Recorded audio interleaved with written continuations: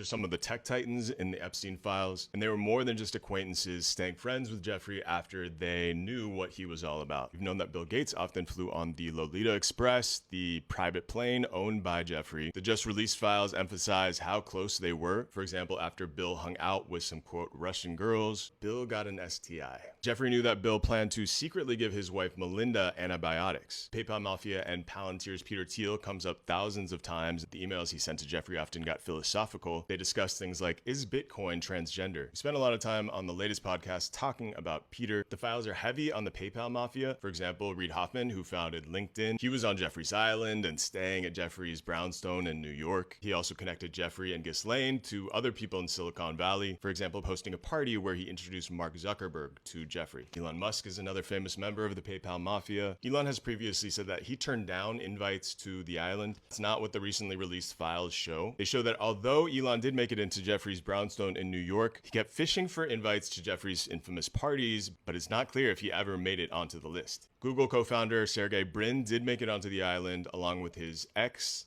Anne Wojcicki, and founded 23andMe, and Jeffrey was known to be a big fan of race science. Jason Calacanis is the angel investor who hosts the influential podcast All In. He was an early investor at the Calm app and Uber, and in the past has tried to play down his friendship with Epstein, as has Sean Parker, who founded Napster and was a top executive at Facebook and Spotify. And this is a pattern. People were closer with Epstein than they like to admit, minimizing their connections after the man's 6 feet under, and corporate media has helped them do it. When the last batch of files was released last fall, the New York Times wrote, "The disgraced financiers' recently released documents are steeped in a clubby world that is all but gone." All but gone? These are some of the richest, most powerful people in the world. But the Times couldn't deny these latest files. Today's headline is, "They said they weren't close to Epstein.